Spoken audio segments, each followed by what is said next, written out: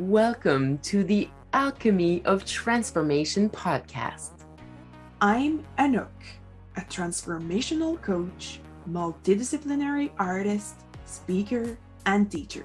And I'm Elijah, a multidimensional coach, a transformational artist, speaker, and teacher.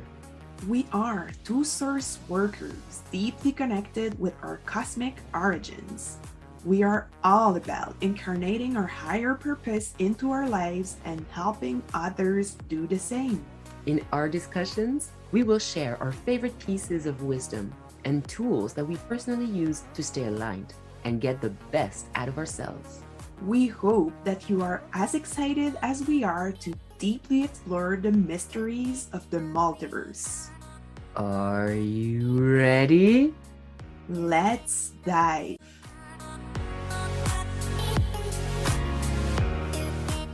Welcome, beautiful star being. This is the Alchemy of Transformation podcast, and this is our very first episode. We thought that talking about vulnerability and the importance of vulnerability in the transformation process would be a great topic. I'm so glad we're here. Wow. Well, thank you for the introduction to our podcast, Anouk. Yeah, with great joy. I feel like giving a bit of a context. So, our podcast is The Alchemy of Transformation, and we're hosting it on both of our pages because we're both individuals who are blossoming individually and professionally in the world of self-transformation and supporting ourselves and others doing that. And so we often have these amazing conversations. And for so long, we were like, oh, we need to record them and share them and do a podcast. And so we actually started recording them, and we have a few in bank, but we thought it'd be really fun to actually do lives for so many reasons. It's just such a win to be more dynamic with you guys and together and live, no oopsies removed. You'll get all the oopsies live. So there we are, taking risks in conversation between us, but with our audience as well. So feel free if you have comments, if you have questions, we will be glad to interact with you throughout the process. So, vulnerability. It would be maybe interesting to give a glimpse of why we decided to talk about that topic today. We actually decided to change plan a little bit last minute, but what was feeling aligned for us. Yeah, very aligned, right? The alchemy of transformation is about adaptability. And originally we wanted to talk about something other, but we both felt called to realize that where we are today is very vulnerable. We're feeling, and not just today, just in these times. There's a lot going on in these times, and we know a lot of us are kind of in the same school bus, and we're all in the same class. So you might be getting the same lessons, and we are in a Mars retrograde in Gemini. Did I get that right? Yeah, we're into the shadow of it. So the retrograde itself didn't start already, but yeah, we're definitely feeling that energy coming. And we are in the Mercury retrograde as well, and in the Jupiter retrograde, which is a long transit planet, but this energy is also impacting the whole ambience right now. And so, I'm very interested in astrology, but I'm not an astrologer. And, I'd love to clarify what happens in a retrograde that would make us extra vulnerable, right? Can you speak a little bit to that? Because you'd probably be better at it than I would be. I know astrologer neither, but I'm definitely a nerd about astrology. And what I learned is that retrograde energy kind of bring a pause for this planet's energy and kind of bring it more into the like into ourselves. So it's kind of shifted from the outside towards the inside. So there are they are moment of pause, of reflection about the specific qualities of that planet in the sign in which it's retrograding. So we won't go into all those details because it's not a conversation about astrology, but there's definitely a slowdown that's invited through retrograde processes, and particularly with Mars, which is a planet pretty much about action. So whenever Mars is retrograding, we're very invited to go slower, yeah, and and have more yin time, reflection time, not forcing too much to get things done, and be okay with the rhythm being changed. And that's it. Like there might be so many little things that are not at the speed we would have wanted or to the efficiency that we would have wanted, that it might bring up some emotions, that might bring up some vulnerability. And we might be Mm-hmm. confused. I don't know what to do. And there's just all of these, all these planets, all of these different places in ourselves where we're like, am I at the right place? And these are Mm-hmm. just like the times we're asking these questions. And so we wanted to talk about vulnerability because we need to.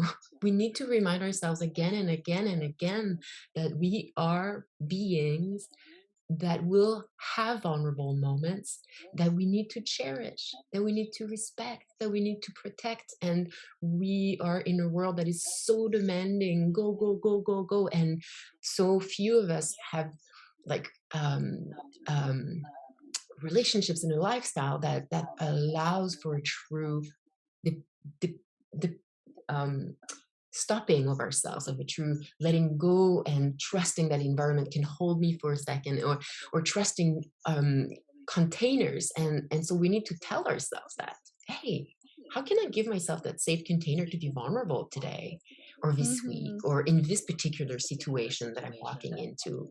And I think Anouk and I wanted to bring a reminder of the importance to give ourselves the space, and then what we might come against as we face or don't face our vulnerability. And we're hoping that you will welcome your vulnerability a little bit more than before this podcast.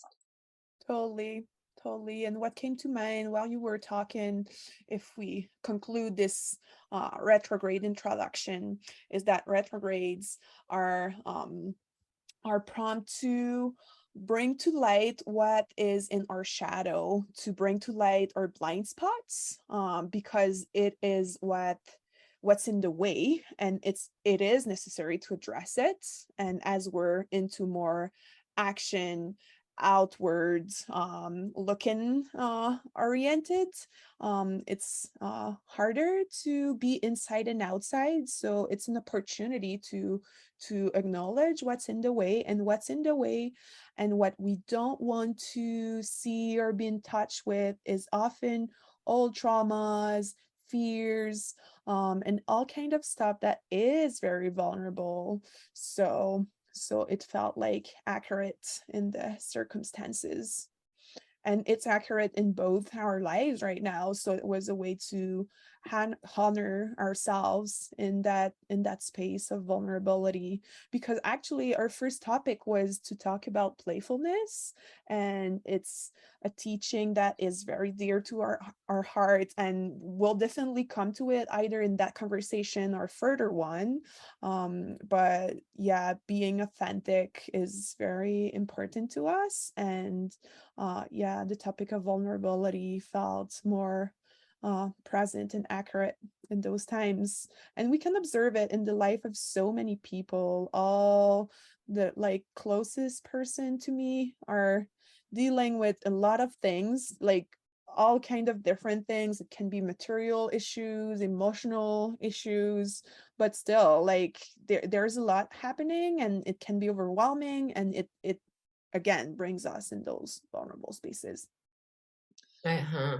Yeah. Yeah. Well, Anouk and I often have this sense that we are each, and that's part of the alchemy of transformation, is realizing that we are not all each individual separate items from each other. We are actually in the same field, and we are all experiencing things. And when I'm processing, when I'm taking the time to slow down, to be with my vulnerability, I'm doing this on an individual process, but it is supporting the collective process. It is putting this into Mm-hmm. the subconscious and the unconscious humanity field, and giving more permission for others to also do that. And we need to give ourselves permission, because we have so many layers, and that's one of the things we want to talk about, is like the full permission to own our vulnerability with no guilt, with no shame.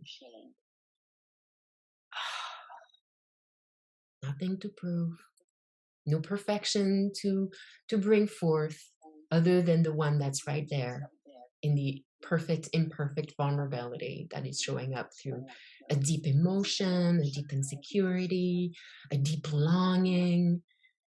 Mm-hmm. And I just wanted to point out that guilt and shame, we might not even know that we're vulnerable, because we have been trained to not go there, or we don't have the safe spaces to go there. So we will either feel ashamed or guilty about this, or just not have the energy to deal with it.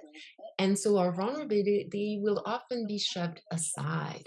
And the physical and emotional and spiritual mental signs that show up that we are vulnerable are just swept under our rationality, or our excuses, or whatever is showing up at that moment.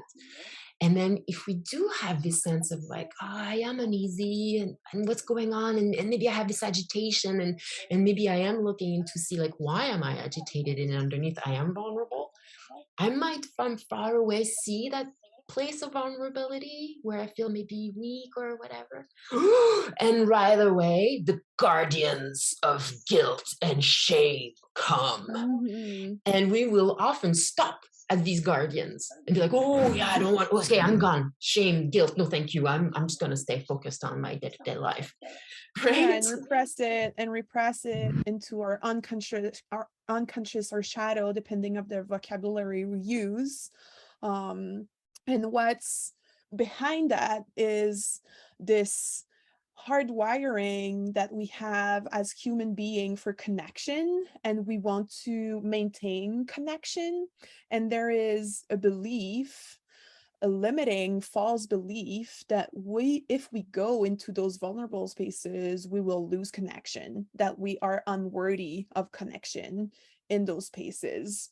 So it's kind of a Mhm. survival mechanism, full of distortions, but that has been very useful at some point of our life. And we kind of gave the steering wheel to our ego, which has the role of making us survive into that world, and put all those personas, of, yeah, being doers instead of beers. Um, and leaning into vulnerability is belong to being, belong to feeling, belong to remaining. So there is this collective belief that we are worthy only if we are accomplishing something, and that we have to provide, which is a very unhealthy masculine way of operating, but it's not, yeah, the purpose of our conversation. But it And, was, and you oh, you sorry. said something that made me like, oh, yeah, like young, like us humans, mammals, we're so connected to bond, right? Like you just said, we need healthy bonds and healthy connections. And like young, maybe we were taught that vulnerability is not so good, or like you said, we will make certain choices by ego to remain in the bond, and to Mm-hmm. feel worthy of the bond with this exterior person. But I think our work as adults and to grow an adult ego is to realize that when I make that choice of keeping that bond, of like staying perfect and good enough in the appearance to keep that bond on the outside, I'm cutting myself off from myself. The most Mhm. important bond that I could have is with myself, and with Mhm. my own personal resources and sources. Mhm. And when we actually feel vulnerable and allow ourselves to feel vulnerable, it is actually access to who we are, access to creating a Mm. deeper bond with myself and my life force and my emotional power and spiritual power and physical release too, because the body will hold, and whatever we don't bring in with consciousness, it will keep holding. And so if we have shame and guilt about vulnerability, it's not going anywhere, it's just being shoved deeper into the body anyway. So we're just Mhm. creating, it's important to create space to create that conversation and that communication, that connection with ourselves by choosing ourselves and allowing ourselves Mhm. to be vulnerable. And there's a Yeah. term that you use, Anouk, that I love, which is leaning in. Ah, I find that leaning in to whatever shows up, like vulnerability, that eases me. When I hear that, it brings me at ease, and I get to breathe out and just lean in. I don't have to dive in. I don't have to not be into it. I can just slightly lean in. Mhm. Mhm. Yeah, it brings me back to my own processes. I'm going through some deep healing processes at the time, and without going into what it is exactly, it started a couple of weeks ago after months of feeling very solid and in expansion and connecting to my joy and my purpose. But life is about cycle, and one day I just woke up and felt some tensions in my body and like felt that there was repressed emotions there, and there was this awareness that there is no rush. And in that case, the term leaning in was to, oh, I hear you.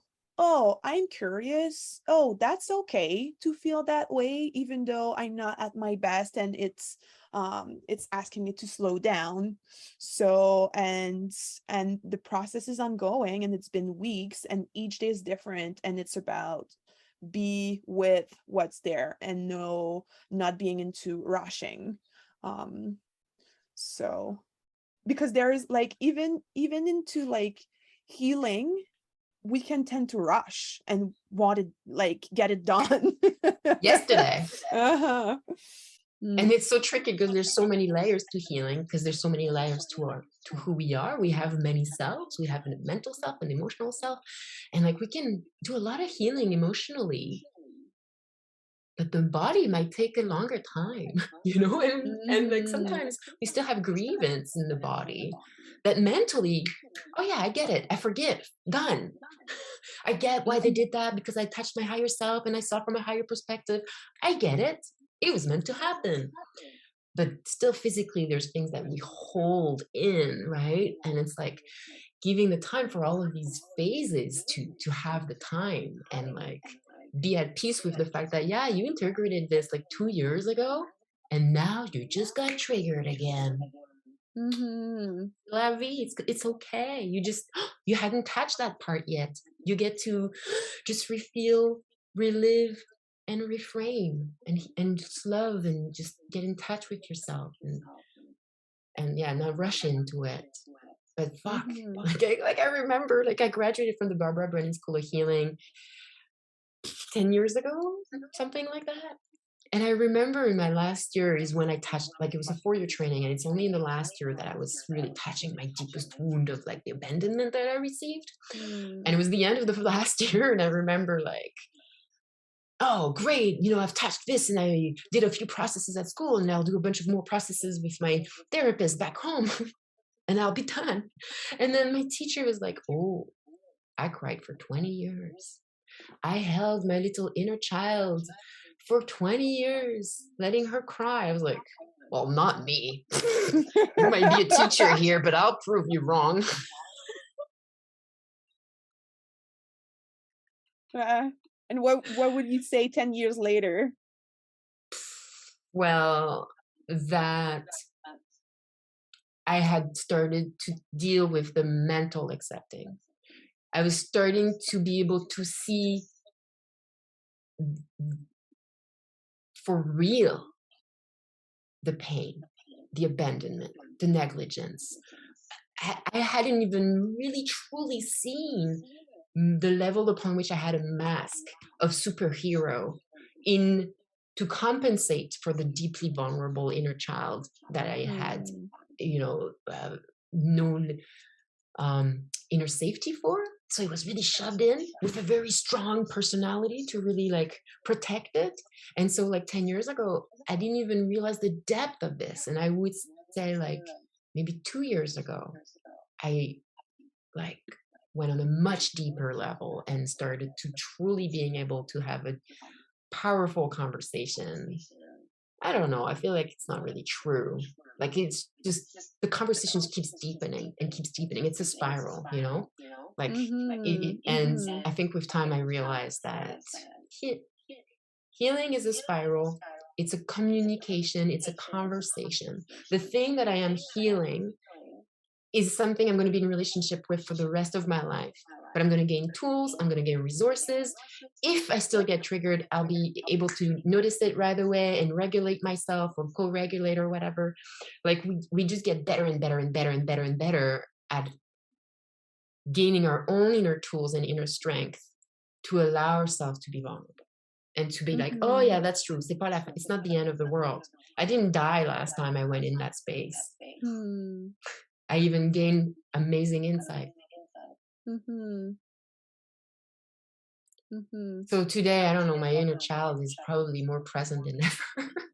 Hmm. Like I feel so vulnerable today. And I think in the past I would have just really brushed over it and like forced myself to move through and not give myself the time to be with it. I value now the time. Mhm. Yeah, one of the reasons why we want to rush through is that those places are fucking uncomfortable. They are painful, they are dark, they are scary. So even though we used to visit them and explore them and be with them, when they show up again, there's often this like, damn it. I thought I was done. Why?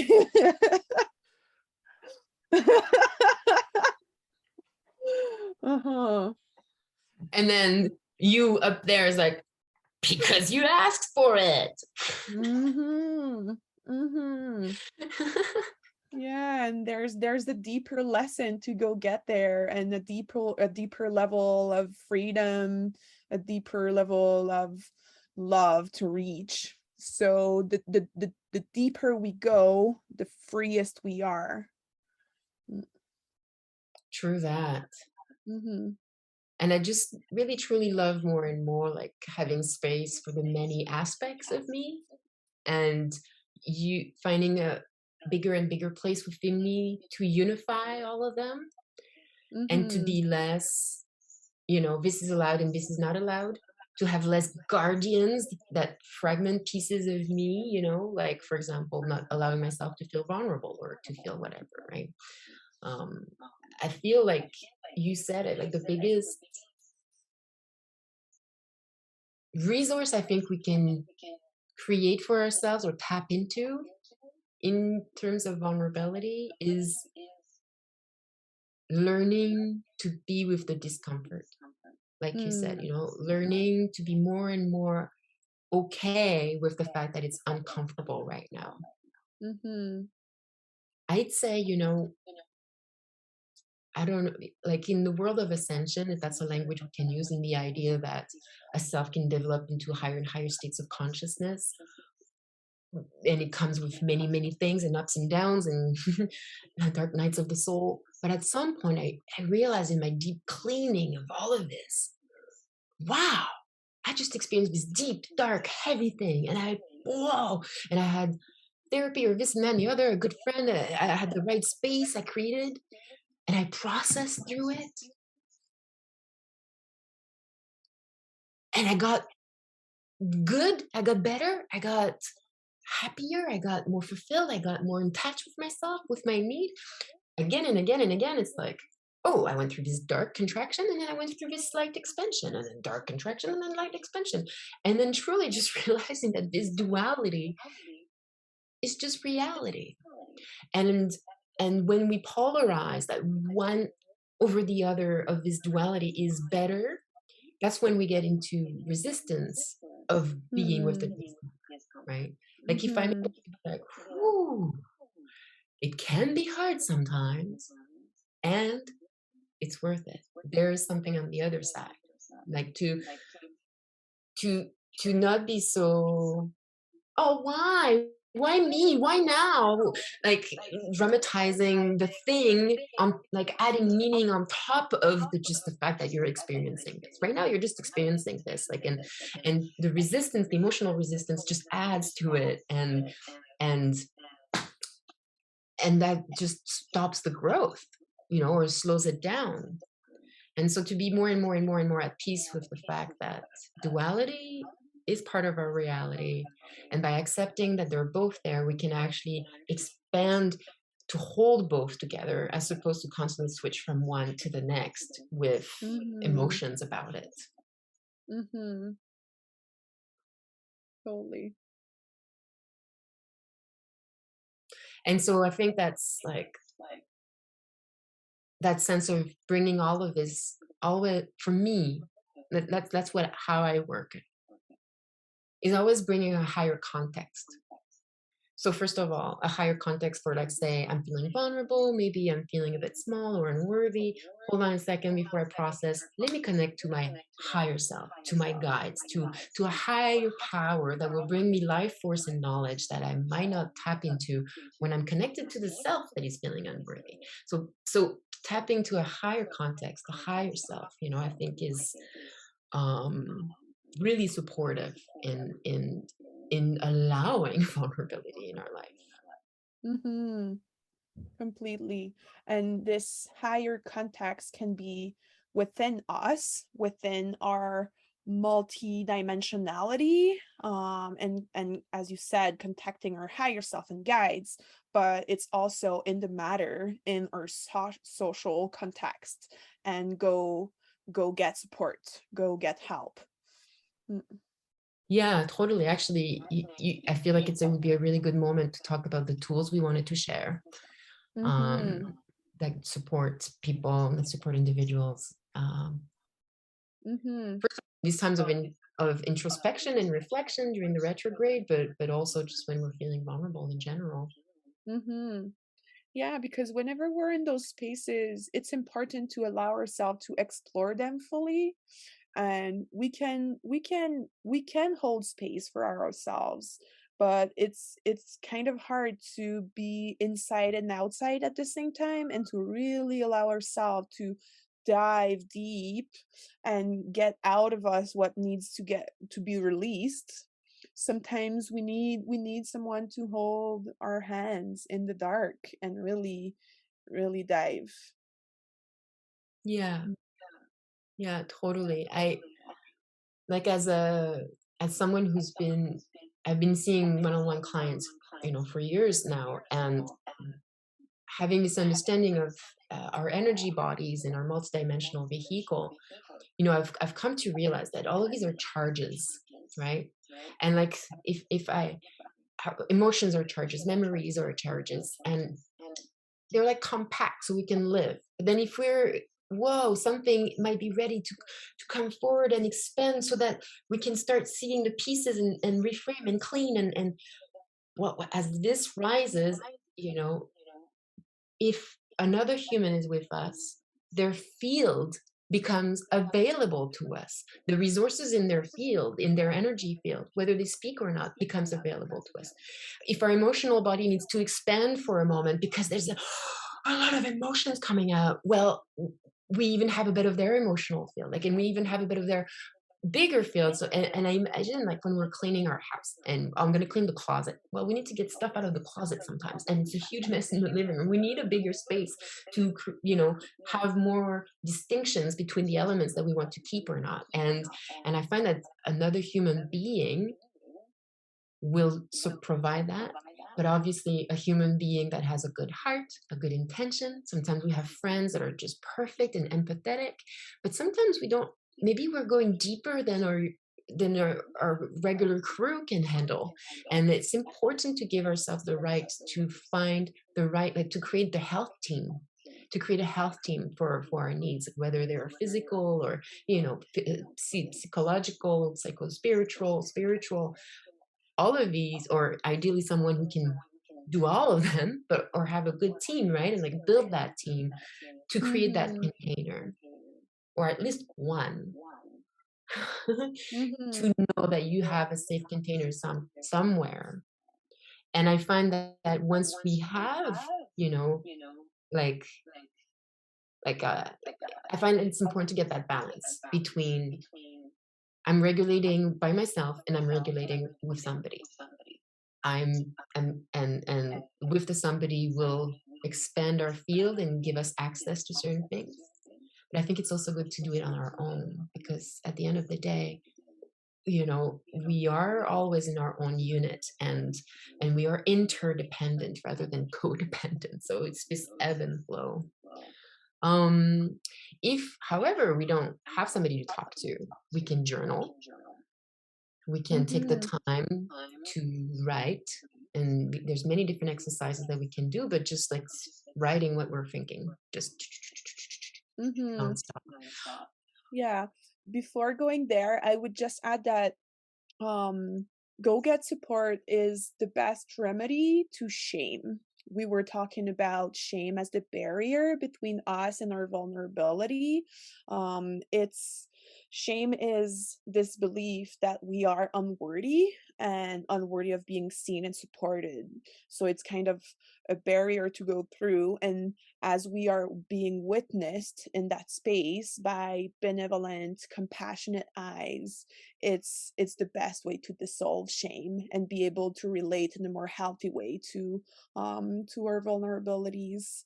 So and it's why it is so hard to go get support, because we feel shame and we feel unworthy of connection. So it's kind of um what's the word, like counterintuitive, um but definitely a lot of relief to go get there.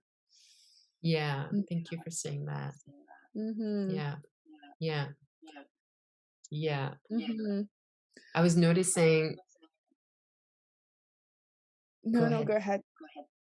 I was just noticing, the last couple of years I went really deep into very, very, very, very, very, very deep processes. And one of the sentences I would hear, or feel for myself, is I'm realizing right now that I was bullshitting myself to some degree. I went into the opposite of, I have to hide because I'm shamed and I don't want to see a therapist or something. It went into the opposite, which I think is just like an inner projection. There are no therapists that can help me with where I'm at. My process is too this, is too that, is too Mm-hmm. extraordinary. There are no extraordinary therapists for me. Mm. And that's like one of my biggest lie in life in general. Like I am too much. And like, oh, just busted myself right there. I just wanted to do it publicly. Mm-hmm. Busted. Mm-hmm. Hmm. Hmm. Thank you for that. Mm. Mm. Um, So we yeah, well, shared two. Oh, sorry. We shared two tools. First, go getting support. Second one, journaling, or any modality of expression of yours. Journaling can be one, drawing, dancing can be one. um so just yeah. just get out of ourselves what's like keep us under pressure.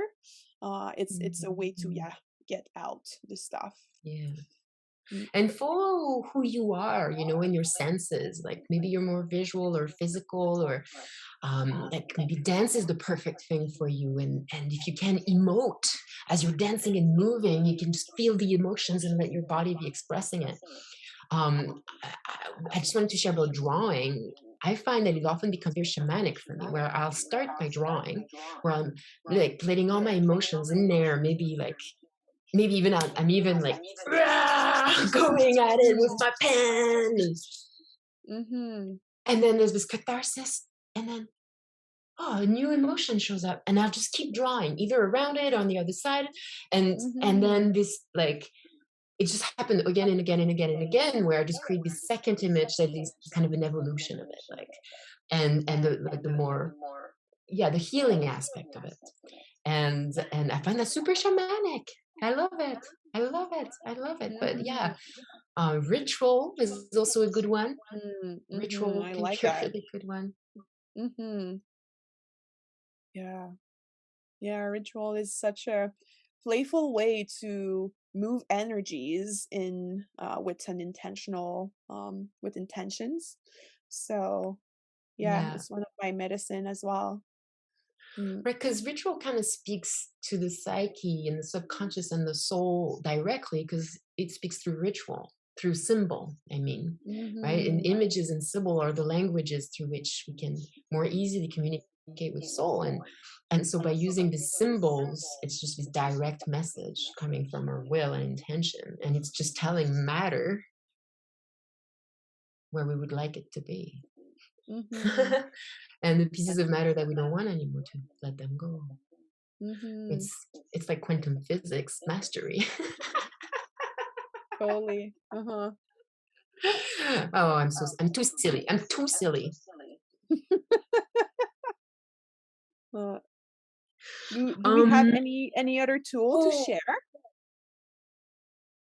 you often bring that up, and it's like connecting to the feminine, Mhm. allowing the feminine process. Mhm. I kind of feel that everything we've shared is kind of related to that in the sense that the feminine has multiple faces and we won't go into all the like details of the matter because it's not the purpose of the conversation, We'll be back but for the that. totally. But the feminine is about connection. The feminine is about nurturing. The feminine is about like the archetype of the mother is an important one. So holding space with a compassionate heart is very much feminine. So when we ask for support, we ask to have someone holding space in a very feminine way for us. Um, Mm. and the feminine is also about being still and listening.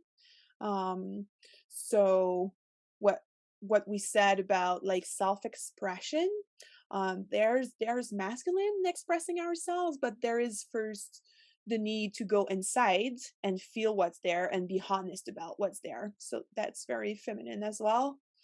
And Yeah. ritual are like, yeah, I have no words, but Mhm. definitely connected to Mother Earth and deep, deep, deep feminine wisdom. And you know what? Like, I have a very strong mental and strong masculine energy. I feel like giving tools for the mental, because the mental might be like irrational, reasoning, finding good excuses not to go there, judging. Um, Mhm. and sometimes we just need to give it something to do. Like like my Mhm. dog. If I don't want it to chew on something, I'm gonna stop that action, but I'm gonna give it something to chew on that it's okay to chew on.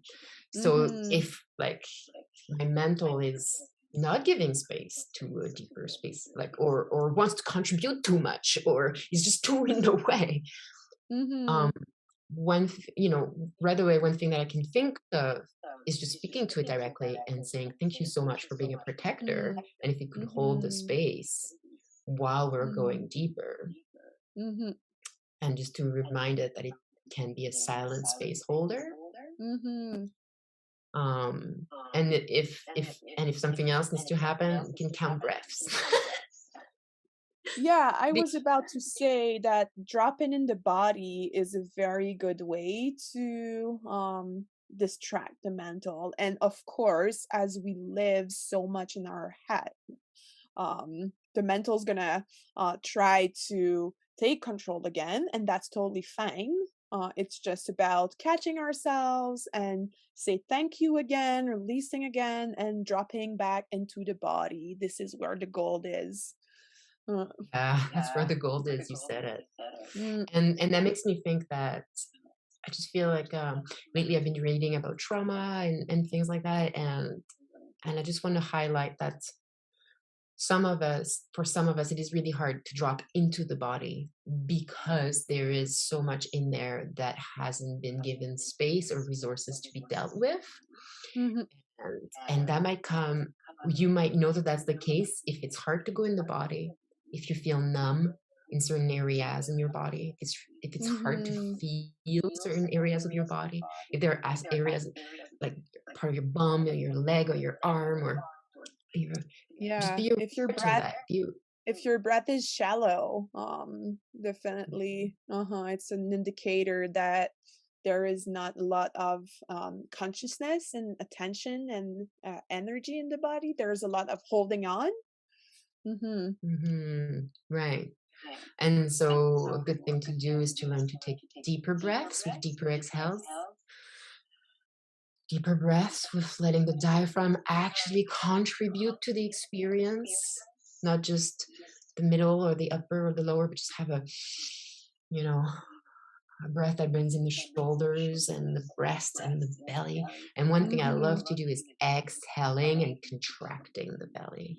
I Hmm. find that, oh, I can feel my abdominal muscles and it's telling me I exist. Wow, I have a body and I exist. My spirit, my mind, my soul, I am in this body. And when I contract in my belly or then even my buttocks, it's like anchoring me down there. And if I stay down there and breathe, I can actually really feel my mind transporting down there. And something slows down. And then I get more access to the sensations. And you know, doing yin practices, yoga, meditation, tai chi, walking in nature, I think Mm-hmm. are, you know, important. Yeah, we all need to give our body so much love. Totally. And one of the love-ins that we were supposed to talk about was playfulness. Mm-hmm. I'm kind of reaching the limit of the time I had today. Um, but But that's let's all, we're keep that. done. We're done. Let's keep that as an opening for for an upcoming conversation. I'd like to finish that conversation about making the link between vulnerability and transformation, because we talked a lot about vulnerability, but how does it contribute to transformation? So as we allow ourselves to dive deep, be with it, forgive it, accept it, it's like a child's tantrum. If you ignore it, the child's gonna stay activated in that space. But when you see it and you send to the child a message that he or she is seen, then the tantrum's gonna stop and the energy is gonna be released. So whenever we let go and release, there is this huge amount of space and energy that's now available to something new to emerge. And this is what healing is about. Um, it's yeah. I mean, it's painful, but it's for more freedom. It's for more of ourselves to uh to come into our lives. So it's the exciting part of it, and it usually follows. So we have to be patient and trust and have faith. Um, but it's for more beauty to come into our Yeah. lives. Hmm. May there be faith. Hmm. Hmm. So, do Well, we thank feel you. complete? Yeah, this is great. I hope that everybody had a good time. Mm, We'll I definitely, hope so. well, you'll see this as a repost somewhere. Check out, Mhm. this might be on Facebook, this might be on Instagram, this might be on TikTok, this might be on YouTube. Please check the descriptions and see what we're up to and what we're about. You'll find our links. And we love you. I love you. Yeah, and let us know how you resonate with all of that, where you are at in your own processes. Yeah, we all have different cycles, and sometimes we have to explore our darkness and vulnerabilities, and sometimes we are harvesting the fruits of all that work. So everything's fine, everything's perfect, and we hope that you're gonna share with us maybe some nuggets you've got out of that conversation or share a little bit more about your own processes. Yeah, I mean, I always love like learning how people do their own processes, and if there are ways that you deal with vulnerability that we didn't name, I would love to hear about it. Yeah, of course. Okay, perfect. Thank you very much for your attention and listening, and stay tuned for our next conversation. Lots of love. Hey, wasn't that interesting? What did you think? We certainly hope that something opened up for you and that you know and love yourself even more. We surely want to witness your insights and transformation, so please share with us what you got out of it. You'll find our social media links in the description. Stay tuned for the next alchemical conversation. Take care, beautiful star being.